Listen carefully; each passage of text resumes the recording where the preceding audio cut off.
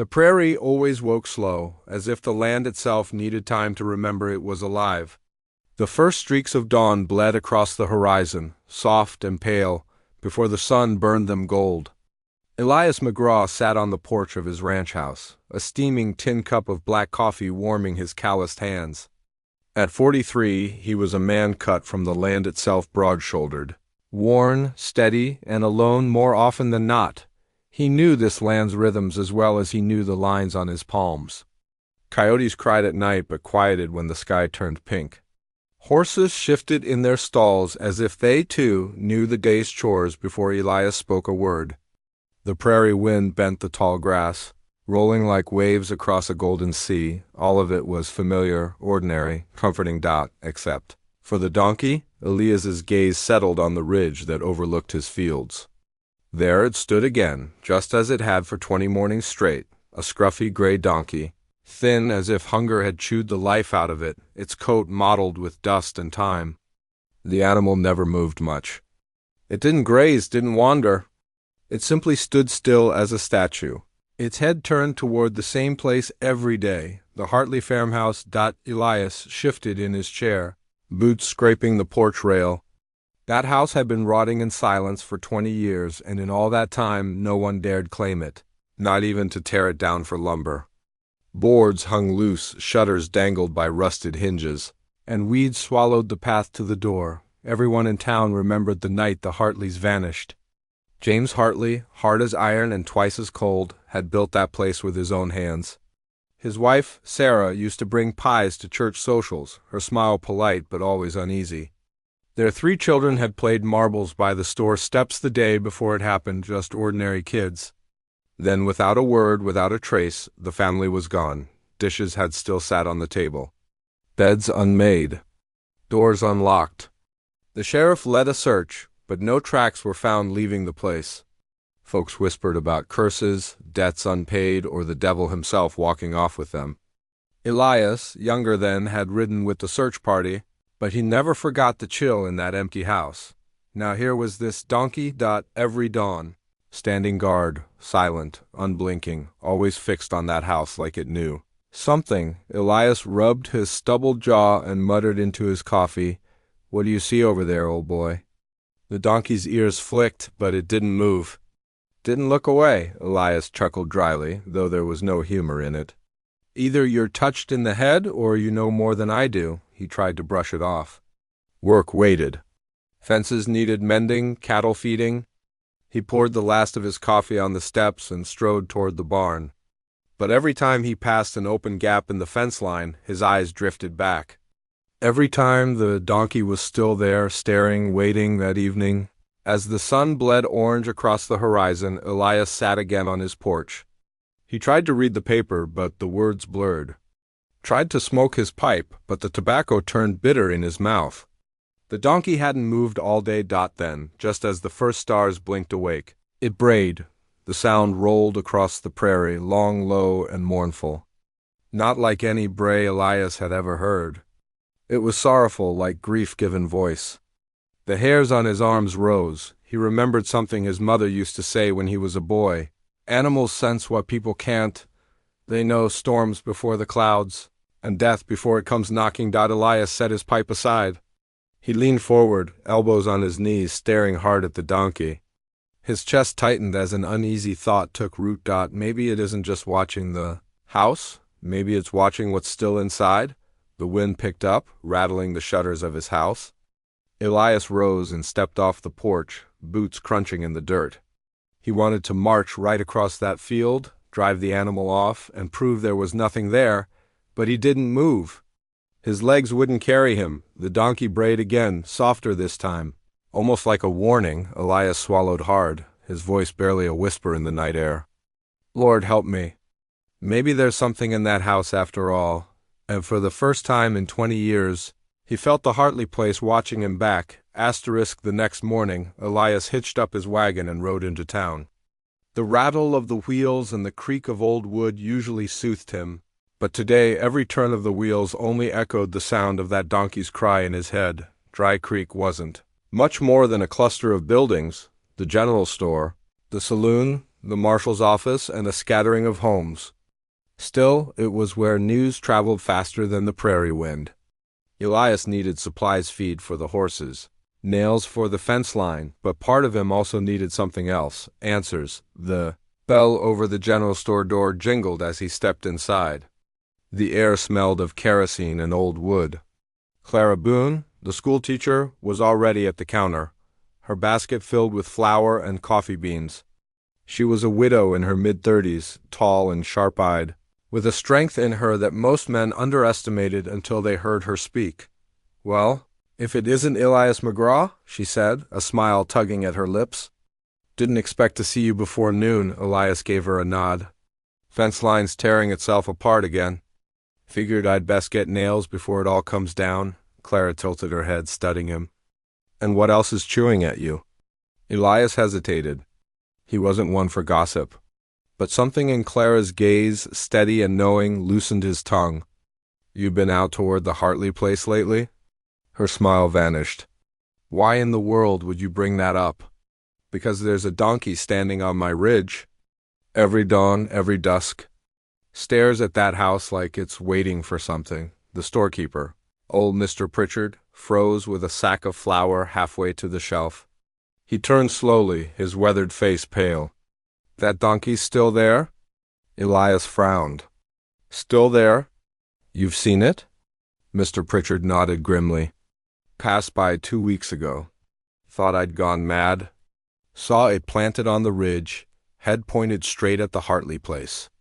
Didn't twitch when I rode by, just stood there." Clara's fingers tightened on her basket.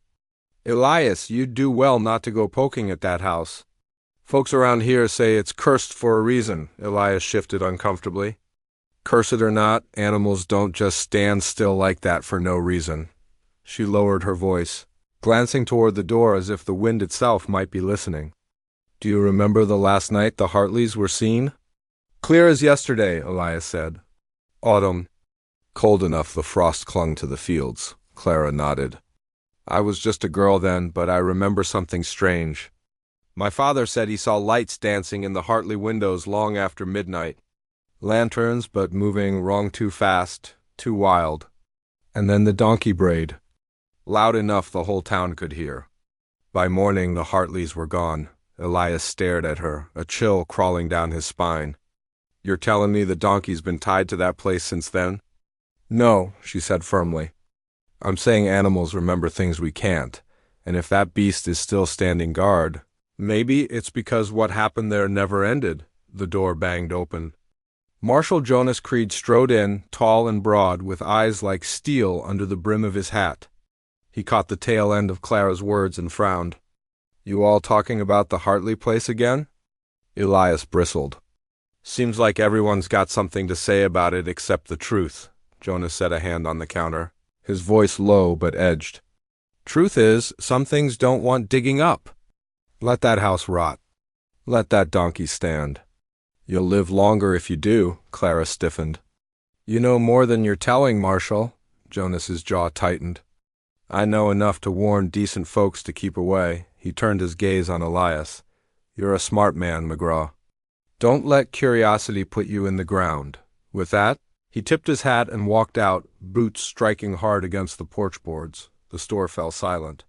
Elias's thoughts churned, heavy as storm clouds. Clara touched his arm lightly. "Please, Elias, leave it alone. Some debts are better forgotten." He nodded, but the weight in his chest told another story. Forgotten debts had a way of demanding payment, and Elias had never been the kind of man to walk away from a debt dot as he left the store. The prairie stretched before him, wide and endless. On the far ridge, just visible through the morning haze, the donkey still stood. Still watching. Still waiting. Eliza's gut twisted. Whatever secret that Farmhouse held, he knew one thing for certain: he was already tangled in it, and some knots couldn't be undone. The prairie lay still that night, the stars sharp as nails hammered into the sky. Elias McGraw sat on his porch with a lantern burning low, trying to shake the unease clawing at his chest. His horses had been restless all evening, stamping in their stalls, tossing their heads as though something unseen moved just beyond the barn, but it wasn't the horses that kept him awake. It was the donkey. Long after sundown, Elias could see its silhouette on the ridge. Same spot, same posture, head pointed at the Hartley farmhouse. Not a twitch, not a flicker of movement. Just watching. By midnight, Elias's patience wore thin. He couldn't stand the waiting, the not knowing. With his rifle slung across his back and a lantern in hand, he saddled his chestnut mare Daisy and set off toward the ridge. As he drew closer, he expected the donkey to bolt at the sound of hooves. But it didn't. It stood as still as stone, gray fur glinting pale under the moon. Its long ears flicked once, as if acknowledging his presence. Then it turned slowly, deliberately, and began to walk. Elias's grip tightened on the reins. What in God's name? The donkey didn't wander aimlessly. It moved with purpose, hooves crunching the dry grass as it descended the ridge, lantern light catching in its dark, liquid eyes. Elias followed at a cautious distance, his mare uneasy beneath him. Snorting at the scent of something unnatural, the path wound down toward the Hartley farmhouse. Elias's stomach clenched as the ruined shape came into view, its roof sagging, porch half-collapsed, shutters hanging like broken wings. For 20 years it had stood untouched, a tomb of splintered wood and shadow. The donkey stopped at the gate. The wood was gray, warped with age, the hinges rusted to red dust.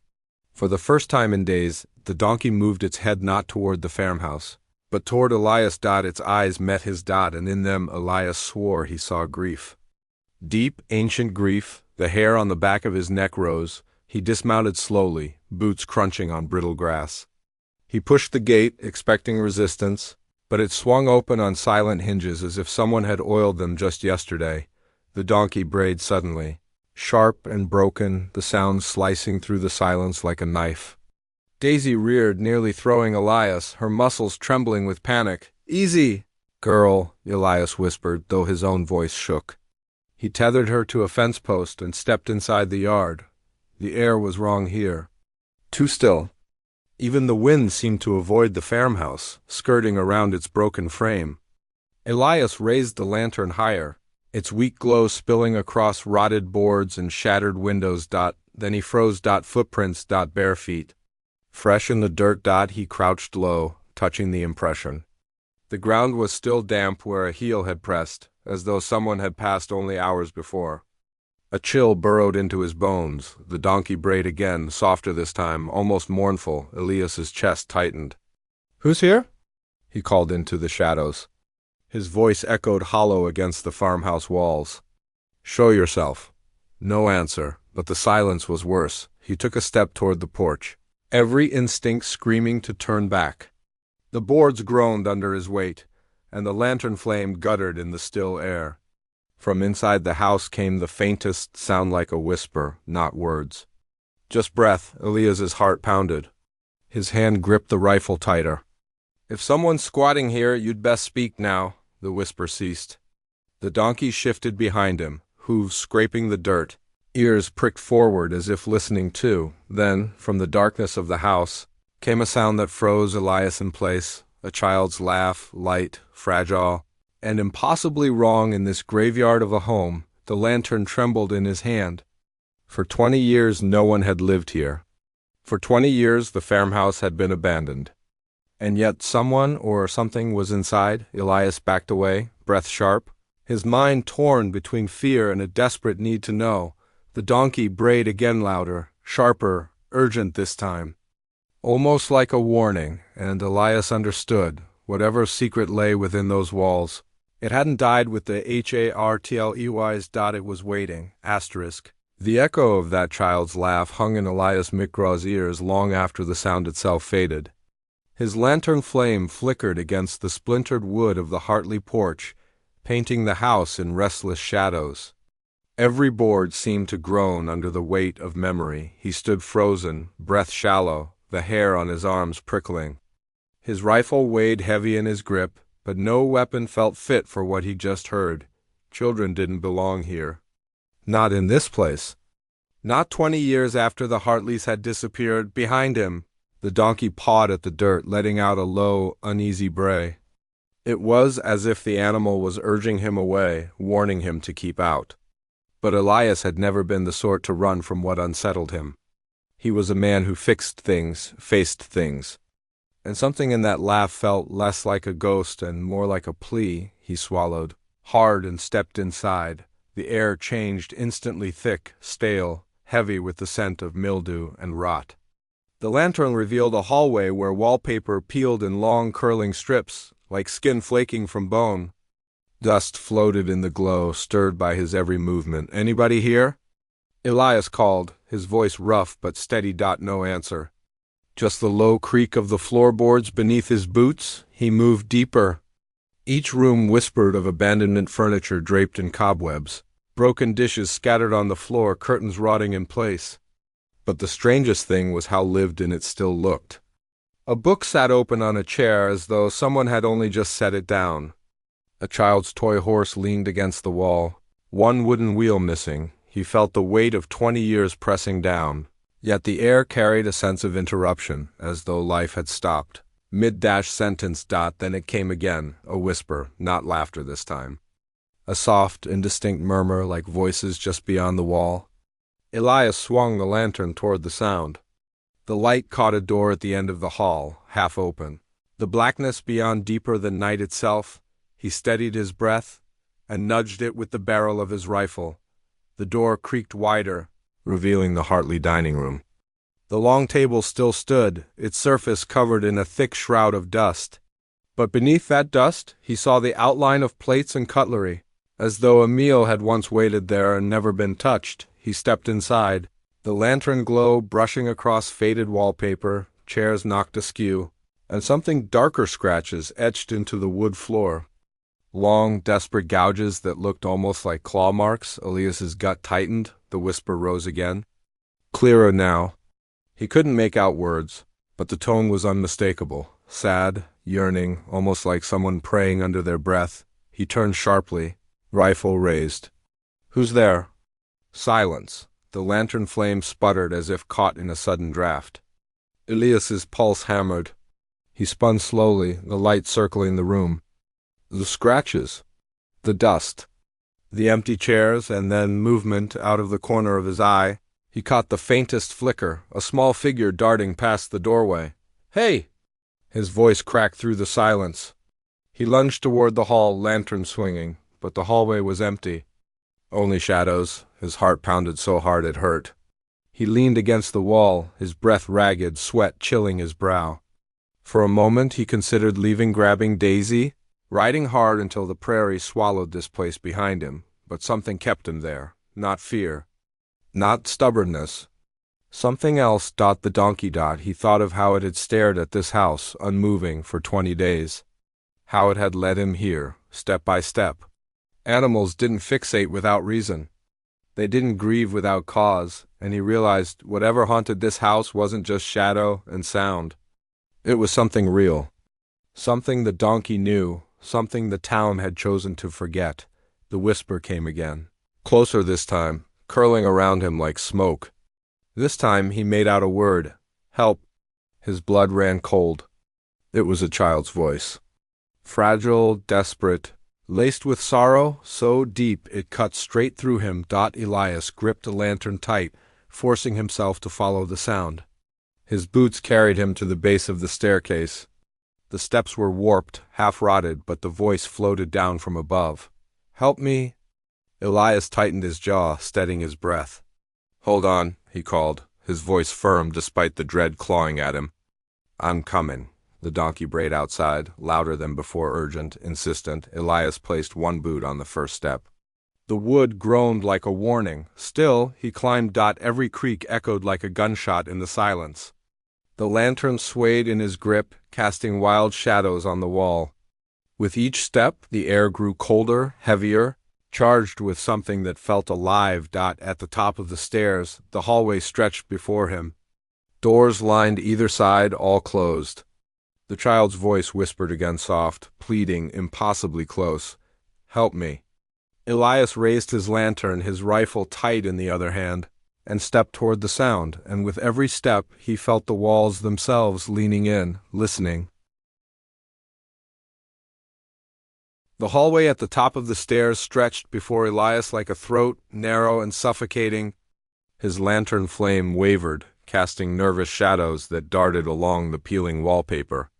Dust motes drifted in the air, swirling like restless spirits. He paused, boots heavy on the warped boards, rifle braced tight against his shoulder. The silence pressed in, thick and watchful. Then soft as a sigh, the child's voice floated from the far end. "Help me?" Elias swallowed hard, his throat dry as sand. "Where are you?" he called, his voice low, steady, though fear coiled in his gut. No answer. Just a faint shuffle, like bare feet dragging across wood. He moved forward. Each step groaned under his weight. The doors on either side loomed, closed tight, their brass handles tarnished to dull green. He could feel something behind them, eyes maybe, or just the weight of memory pressing against the wood. Halfway down the hall, he stopped. A shadow flickered against the far wall, small, child-sized. It darted across the light, vanishing before he could raise the lantern higher, Lord above. Elias muttered the donkey braid outside, shrill and urgent, as if it knew what he had just seen. He pressed on until he reached the last door. Its frame sagged, paint peeling in ragged curls. The whisper came again, clearer now, right on the other side. "Please, help me." Elias lifted his lantern, hand trembling. With the other, he gripped the handle and pushed. The door creaked open on protesting hinges. The lantern's glow spilled into a small bedroom. The walls were bare, save for faded strips of wallpaper with faded roses. A bed sat in the corner, its blanket moth-eaten and gray with dust. On the floor lay toys, wooden blocks, a little tin soldier, a cracked porcelain doll with hollow eyes, and in the middle of the room stood a child. Elias froze. The boy couldn't have been more than 8 or 9. Thin, pale, barefoot. His clothes were old-fashioned, suspenders hanging loose, shirt collar frayed. His hair was the same sandy color Elias remembered from the Hartley children years ago, but it was his eyes that rooted Elias in place. Wide, glassy, not alive yet, not empty either. They shimmered with something in between, something Elias couldn't name. The boy stared at him silently, lips parted. As though he'd been waiting, Elias lowered his rifle a fraction, his breath shallow. "Son," he said softly, "what in God's name are you doing here?" The boy blinked, slow, deliberate. His mouth opened. A whisper, fragile as paper, slipped out. They never left. The words crawled through Lilia's skin, lodging deep in his bones. He stepped closer, the lantern trembling in his grip. "Who never left?" "The Hartleys? Your family?" The boy's eyes shifted to the floor. His shoulders trembled. Then, in a voice barely audible, "He wouldn't let us." Before Elias could speak, the lantern flickered violently. A cold wind swept through the room, though the windows were nailed shut. The toys rattled, the doll toppled over. The boy's head snapped up, eyes wide with fear. "He's here!" Elias's blood turned to ice. "Who's here?" The boy took a step backward, his small frame shuddering. "Don't let him see me!" The lantern guttered, plunging half the room into shadow. And in that shadow, Elias saw something moving, not a child, not human. A shape darker than night itself, stretching across the wall, though nothing cast it. Long arms, crooked and wrong, reached outward. A figure without face or form, yet unmistakably there. The boy pressed against the wall, whispering again and again, "Don't let him see me. Don't let him see me." Elias raised his rifle instinctively. Though what good bullets could do against a shadow, he didn't know. His voice cracked in a rare plea. "Lord, give me strength." The shadow loomed larger, filling the walls, stretching toward the boy. The donkey outside brayed so loud it rattled the windows, its cry fierce and desperate. The lantern flame surged suddenly, flaring bright as if fighting back the darkness. For a heartbeat, the shadow shrank. Retreating into the corners of the room, the boy met Elias's gaze, tears brimming in his strange, glassy eyes. "You have to help us," he whispered. "Before he takes you too," and just like that, the lantern sputtered again. The boy vanished, gone. Only the cracked doll remained on the floor. Staring at him with empty porcelain eyes, Elias staggered back, chest heaving, rifle shaking in his hands. He felt the weight of the farmhouse pressing on him from all sides. Alive with whispers and shadows, the donkey brayed once more outside, a call, a warning, a command. And Elias knew this was only the beginning. Elias McGraw didn't sleep that night. He sat on his porch until the stars burned out and the prairie bled gray with dawn. His rifle leaned against the railing, lantern still at his feet, its glass blackened from the night's struggle, and out on the ridge the donkey stood, faithful, unyielding, its dark eyes fixed on the Hartley farmhouse. Watching, waiting, Elias rubbed his temples, his mind a storm. He had seen the boy hurt him, flesh and blood clear, yet gone in the blink of an eye. And that shadow, it wasn't just absence of light. It had intent, hunger, but worst of all were the words that clung to Elias's thoughts like burrs. He wouldn't let us, Elias knew fear. He had buried his wife, raised crops through drought, faced down coyotes and desperate men alike. But this was different. It wasn't a fight of steel and flesh. It was something older, darker. By sunrise, he made a decision. If the house held answers, so did the town. He saddled Daisy, and with the donkey trailing close behind, silent as ever, he rode into Dry Creek. The town stirred slow, dust curling through the streets as shopkeepers raised their shutters. Folks tipped their hats when Elias passed, though he could feel their eyes linger too long, curiosity sharp as needles. He wasn't much for talk most days, but this morning he dismounted in front of the cafe, tied Daisy, and walked in with heavy boots that drew every gaze. The bell over the door chimed, and conversation faltered. Elias nodded to the room, then took a seat at the counter. "Mornin', Elias," said Clara Briggs, the widow who ran the place with more grit than most men. She poured him coffee without asking. "You look like you've wrestled a storm." Elias wrapped his hands around the cup. The warmth steadied him. "Clara," he said quietly, "I need to ask you something about the Hartleys." The cafe went still. Even the clink of cutlery ceased. Clara's hand froze mid-motion, coffee pot hovering in the air. Around them, the regulars shifted uncomfortably, eyes darting anywhere but at Elias. "Best leave the past where it lies," muttered Tom Grady. A rancher at the back table got Elias turned in his seat, his voice low but firm. "I saw one of their young'uns last night." In that house, a hush fell like a blanket.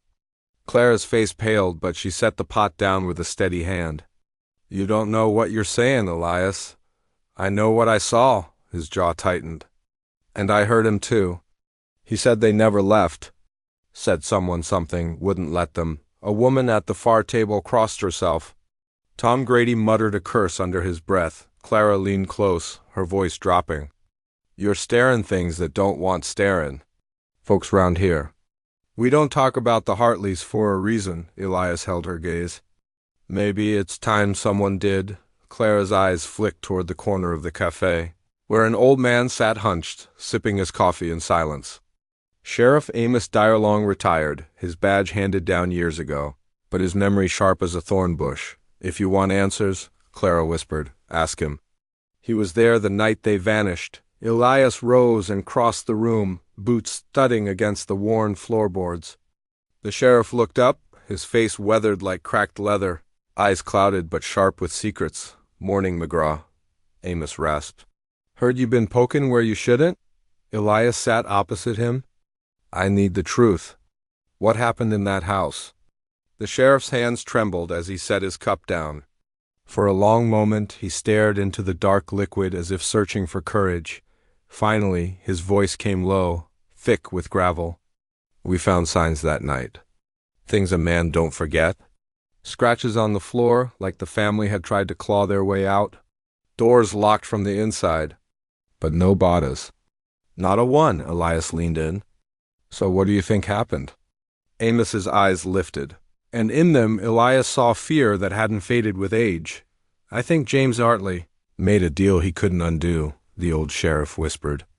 "And whatever he let into that house, it never left." The cafe was silent. Even the air seemed to hold its breath. Elias sat back slowly, his heart thudding. Outside, through the window, he caught sight of the donkey. It stood motionless, staring at the cafe door-dash, waiting as if it knew where Elias was headed next. Elias McGraw rode home with the sheriff's words rattling in his skull like loose stones. James. Hartley made a deal he couldn't undo. The phrase clung to him, heavy and bitter. Out on the prairie, the late sun painted the fields red, shadows stretching long. The donkey followed alongside Daisy, silent as ever, its eyes fixed ahead. As though it knew where the trail ended, that night Elias couldn't keep to his porch. He saddled Daisy again, lantern strapped to his saddle, rifle on his back, and followed the donkey straight to the Hartley place. The air thickened the closer he came, the house looming like a wound on the land. The donkey stopped at the gate and brayed low, mournful.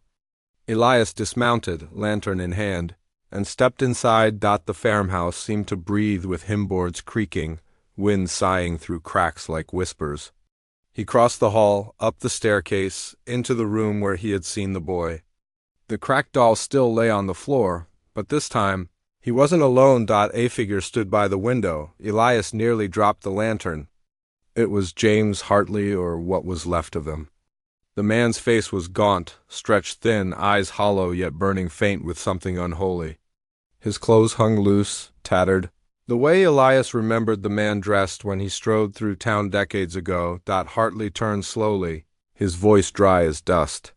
"You shouldn't be here, McGraw." Elias steadied himself, rifle raised. "Where's your family, James?" "Folks deserve to know." Hartley's lips curled into something like a smile, but colder. "They're here. Always here.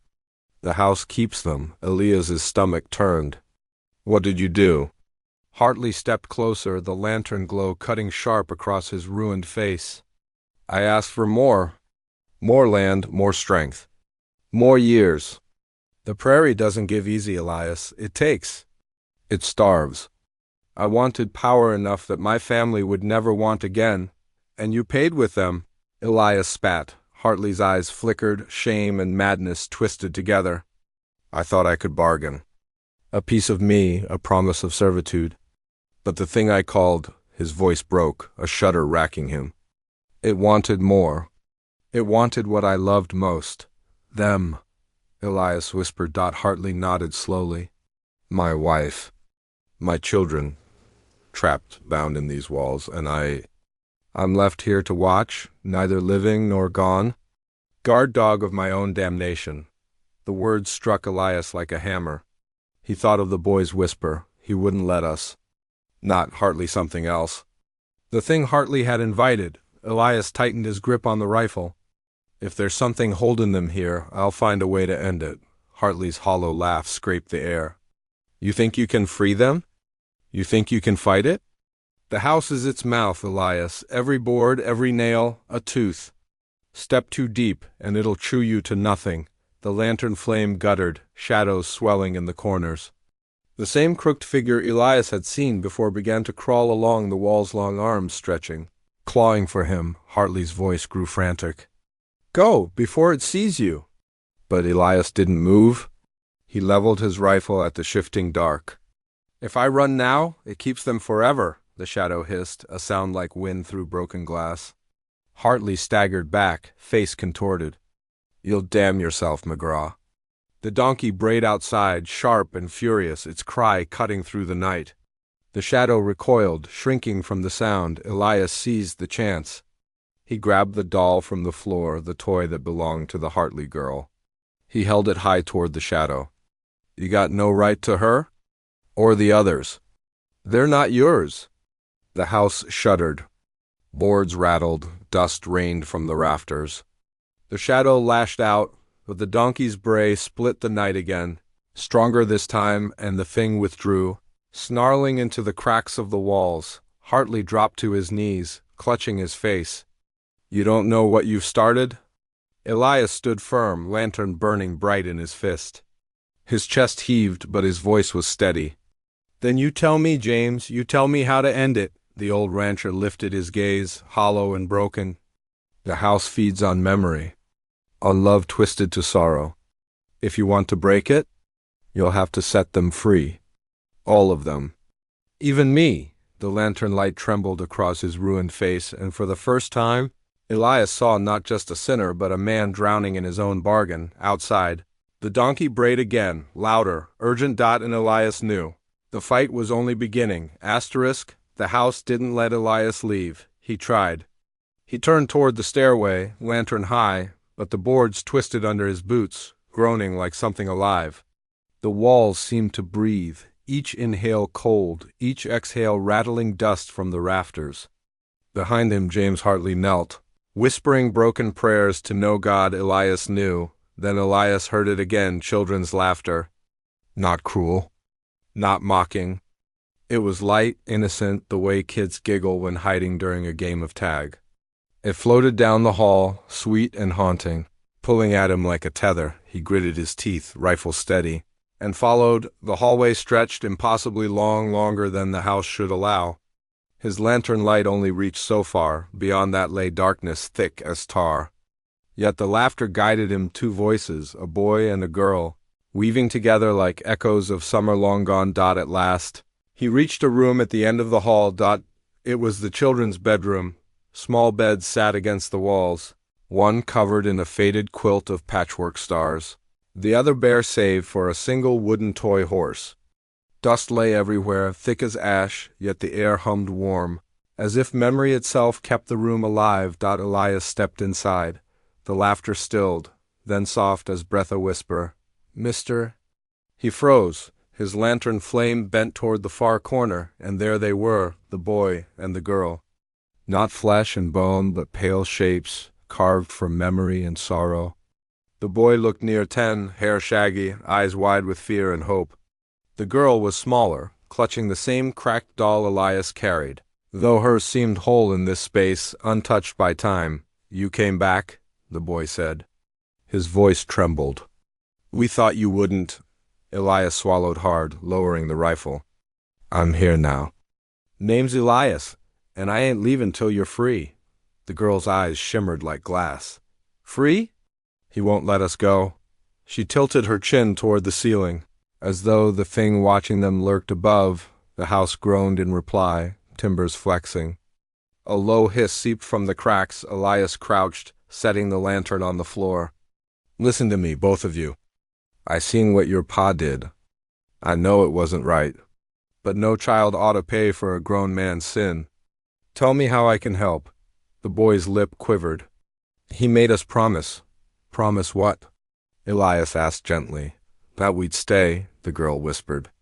"That we'd never leave him. Not ever. If we tried, the shadows would—" Her little voice faltered. "It hurts." Elias clenched his fists. He wanted to storm through the house, rip the walls apart, drag those children into daylight. But rage wasn't enough. Not against whatever bound them here. "Your pa told me the truth," Elias said. "He said the house feeds on memory, on your love turned to sorrow. You're stronger than it. You can let go." The boy shook his head fiercely. "If we let go, we'll forget Mama, we'll forget everything." The words cut deep. Elias thought of his own wife, gone to sickness 10 years back. How he clung to her memory on lonely nights, her laugh echoing in his ears. Forgetting that was a death worse than death itself, he drew a slow breath. "Listen, son. I lost someone too. Someone I loved more than my own life. And I'd rather carry the hurt than let her vanish from me. But you're holding on to pain that ain't yours to keep. If you step free, the world won't forget you. Folks like me will remember." The girl tilted her head. "Will you?" Elias's throat tightened. Every day, the house shook violently, the shadow surging through the cracks like black water. It swirled around the room, snarling in a voice not human. "They are mine." Elias snatched up the lantern, flame blazing. "Not any more," the donkey brayed outside, its cry piercing through the storm of shadows. The children's figures glowed faintly, as if the sound itself gave them strength. The boy reached for Elias's hand, though his fingers passed like mist through his calloused palm. "You'll help us?" "With everything I got," Elias vowed. The girl clutched her doll, looking toward the door. "Then you must speak the words he never would. Tell us we can go." The shadows shrieked, rattling the windows, clawing at Elias's light. But he stood tall, lantern high, voice steady as stone. "You ain't bound to this place no more. You're free. You hear me? Free." The children's forms shivered, light flaring around them like dawn breaking. The house screamed, boards cracking, walls bowing inward. The shadow recoiled, furious. James Hartley staggered into the doorway, his hollow eyes wide. "Don't! You'll tear it all apart." Elias looked at him, voice raw but certain. "Maybe that's the point." And with those words, the children's laughter rang out again, bright, pure, unstoppable. The sound of freedom. The house wailed in fury, but Elias knew there was no turning back now. The farmhouse screamed. Every board, every nail, every window pane shuddered under an invisible force. Elias clutched the lantern, its flame snapping wildly as shadows clawed the walls. The Hartley children glowed faintly beside him, fragile but radiant, like dawn struggling through storm clouds. Outside, the donkey brayed again, louder than thunder, hooves stomping the earth as if defying the darkness itself. James Hartley staggered forward, his face twisted with desperation. "Stop! You'll tear them apart?" "You'll tear me apart." Elias leveled his rifle, though his voice was harder than steel. "You already tore 'em apart, Hartley. You sold your own blood. I did it for them," Hartley roared, clutching his chest. "For their future. You think the land would have spared them?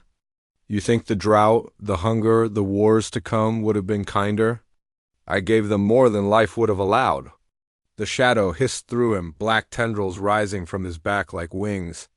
Elias stepped back, rifle aimed. "No, you chained them here. You let grief turn to greed. And now it's got its claws in you." The children trembled, their light flickering. "Mr. Elias," the girl whispered. "It hurts," the house convulsed. The floor split open in jagged cracks, revealing not dirt but swirling void, black and endless. From it rose a shape taller than the rafters, all crooked limbs and hollow eyes. It was the thing Hartley had bargained with, born of shadow, its voice deeper than the grave. "They are mine." The sound rattled Elias's bones, made his teeth ache. But he stood his ground, lantern held high. "Not anymore," the shadow lunged, slamming into the light. The flame bent, nearly snuffed, but Elias thrust the lantern forward, forcing the creature back with sheer defiance. The donkey's cry echoed through the broken windows, piercing the darkness like a blade. Hartley dropped to his knees, torn between loyalty and despair. "I can't," he clawed at his head, eyes wild. "I can't let go." Elias's voice cracked but carried fire. "Then they'll never rest, James. They'll rot in this prison 'cause you're too proud to admit you were wrong." The boy stepped forward, his ghostly hand trembling. "Papa," Hartley froze. The word hit him harder than any bullet.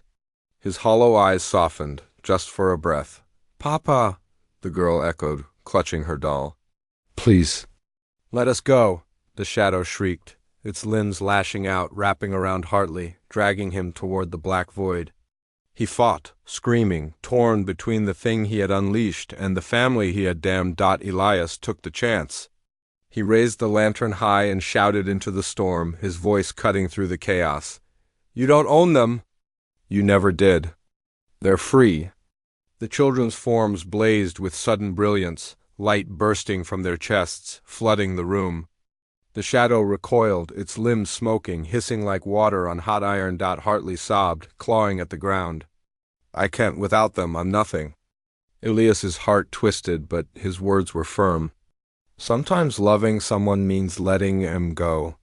Holding on don't keep safe, it just drags 'em down with you." For one fractured second, James Hartley's face softened, remorse, sorrow, love flickering like a candle in the storm. He turned toward his children. "I'm sorry," he whispered. The boy smiled faintly, light washing over him.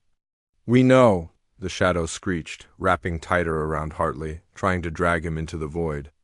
"But the man didn't fight this time?" He looked at Elias, hollow eyes wet. "Set them free, McGraw." "Don't let it take them," Elias nodded, lantern flame blazing like a miniature sun. The children's light surged brighter, overwhelming the shadow, tearing it apart piece by piece. Screams filled the farmhouse, not just from the creature, but from the house itself, its walls buckling, windows shattering, roof splitting open. Through it all, The donkey brayed, a sound that seemed to shake the heavens themselves. The shadow writhed, clinging to Hartley, dragging him down into the cracks. His voice echoed as he vanished. "Take care of them, please." And then silence. The children's laughter broke it, pure and clear, filling the house one last time. Their light enveloped Elias, warm as sunlight after a long winter. Then slowly, gently, they faded like morning mist under the sun. The farmhouse gave a final groan. Beams snapping, roof caving inward. Elias bolted for the stairs, lantern in hand, sprinting as the house collapsed behind him. He leapt through the front doorway just as the entire structure crashed into a heap of smoking ruin. He hit the dirt hard, lungs burning. Daisy neighed from the fence line. The donkey stood firm, eyes fixed on the ruins, as if waiting. Elias rose, dust coating his coat, heart pounding. Behind him, nothing remained of the Hartley home but broken wood and ash. But in the silence that followed, he swore he heard it, the boy's voice faint, drifting on the wind. "Thank you." Elias closed his eyes, lantern still glowing in his grip. The battle was over. But the weight of what came next pressed heavy on his soul. The Hartley farmhouse lay in ruins. Smoke drifted from the wreckage, curling into the pale sky as the prairie began to stir with morning. Elias McGraw stood at the edge of the ashes, lantern dim in his grip, heart heavy. Daisy whinnied from the fence line, but the donkey stayed close, its dark eyes locked on the wreck, as if guarding the place one last time. The children's laughter lingered in his memory soft. Free, unbound at last. They were gone, yes, but not trapped anymore. The prairie had swallowed plenty of lives before, yet this time it had given something back. Peace. Elias tipped his hat, voice rough. "Rest easy now, little ones. You're free," the donkey brayed quietly, and Elias found himself smiling despite the ache in his chest. He looked at the creature with a kind of reverence. "You knew, didn't you? You were keeping watch all these years?" The animal gave no answer, only lowered its head and pawed the dirt. Still, Elias understood. When he returned to town, Sheriff Boone met him on the porch of his office. Boone squinted at the soot-streaked rancher, then at the donkey trailing faithfully behind. "You look like hell, McGraw." Elias tied Daisy to the post, lifted the lantern, and said simply, "Been through worse." His voice dropped low. "The Hartleys." "They're at rest now. Whatever bound them is gone." Boone studied him a long moment. He must have seen something in Elias's eyes, because instead of pressing for details, the sheriff only nodded. "That's enough for me." Boone's gaze slid to the donkey. "And what's with that stubborn beast?" Elias glanced back at it and shook his head with a quiet chuckle. "Guess he was waiting for someone stubborn enough to follow.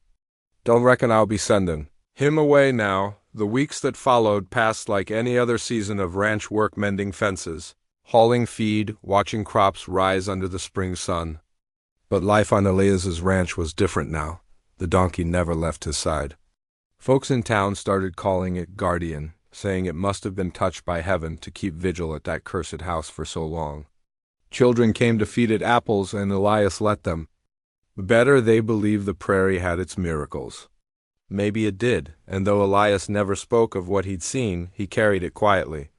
Sometimes on still nights, he'd hear faint laughter drifting on the wind, and he'd smile, knowing the Hartley children were beyond sorrow. One morning, riding Daisy with Guardian trotting close, Elias returned to the ruins. Wildflowers had already pushed through the ash, small white and yellow blossoms swaying in the breeze. The place felt different now, solemn, yes, but no longer cursed. Elias removed his hat, lowering his head. "You're home now," he whispered. The wind stirred warm across the field. For just a moment, Elias thought he heard the boy's voice. "Thank you." He stood there, letting the silence settle, lantern glinting faint in the daylight. Then he swung back into the saddle. Daisy shifted under him, eager for the trail. Guardian followed at his side without a word of command. Together, the three of them rode toward the horizon. Bound not by chance, but by the kind of truth only the prairie teaches. Love can bind, love can wound, but true love sets free. And as the sun rose over the fields, Elias McGraw felt something he hadn't in years, light.